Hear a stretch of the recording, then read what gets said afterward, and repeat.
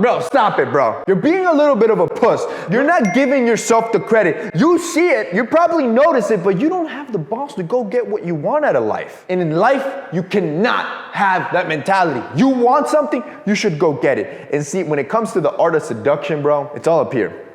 It's all psychology and it's nothing about looks. When it comes to seduction, it's all up here. Let me explain. Number one, assume she likes you. Do this with everyone. Assume everyone loves you. The default setting that every human being is on is that nobody likes you, right? That's your default setting. You enter a room, you're already thinking, man, they probably think I'm weird. They're probably looking at me. Do I look off? Do I look ugly? Man, why would I say that? I sound stupid. That's the default setting we live in. I want you to switch that default setting to everybody loves me.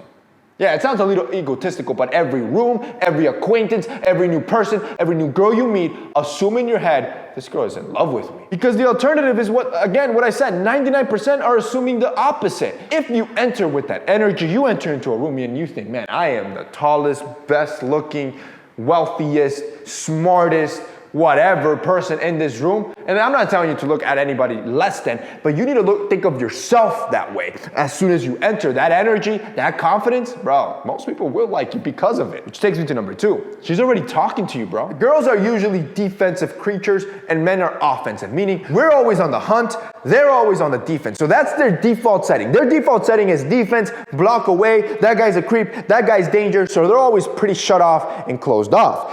If she's already opened up to you, if she's already in communication with you, bro, you are selling yourself short here. She probably has some sort of physical attraction to you and you're not closing that deal. The guard's down, which means you have to take control. Once she puts that guard down, it is easy to start that emotional connection with you if you take control of the narrative. If you don't, you're gonna end up being besties. Which takes me to number three, leave some mystery. Again, bro, I just did a video on things that men should never say. Let's add your entire life to that video. Basically, when you meet somebody, you should not be an open book, right? You shouldn't talk about your childhood trauma and your parents split and you got zero in your bank account and you have no vision and all you do is bro, even if that's all true, keep the mystery to yourself, right? In her eyes, you should pull up like the man, right? You pull up with all this confidence, all this social proof, all this value. She's gonna think, yo, who is this dude? Why is this dude so self-assured? What's going on with this dude? That mystery, that intrigue, bro, that there has her hooked. Which takes you to number four. Find your positive. Every guy, and I'm talking about, I don't care who you are, every guy has a trait that makes you valuable. That makes, at least when it comes to social market value or when it comes to relationship market value. For example, it could be your confidence. That's something anybody can work on. It's free. You can work on it daily. I would say 97% of men are insecure, if not higher. Imagine you're part of that 3%. Boom. Socially valuable. Is it your finances? Shoot. Say you make over 6 figures. I think the last statistic is less than 20% of men make over 100 grand a year. Boom. Socially valuable. You're already part of a small group of, shoot, maybe it's something free. Maybe it's your height, right? I think the statistic is under 15% of men are over 6 foot tall. Shoot, if you got that, boom, you got some sort of market value. You need to realize what you have, and almost every guy has something. And you need to understand the rarity of it. That's why I love averages. I love understanding averages and percentages. When you start understanding just how rare you possibly are, or how rare that trait that you have that's valuable, that's when you're gonna stop selling yourself short. This takes me to my last tip.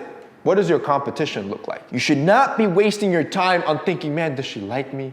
Does she think of me before going to bed? No. Waste your time on who are you competing with for her attention? Are the men around you that are competing for this girl smarter, more successful, or stronger than you? You have full control of all those attributes. That's why I love those attributes, right?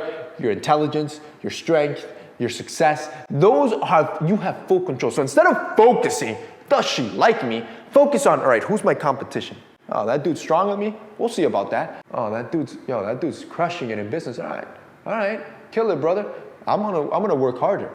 Oh, damn, that dude's smart, bro. All right, I gotta read more books. See, we are highly competitive creatures. That's just who we are as men.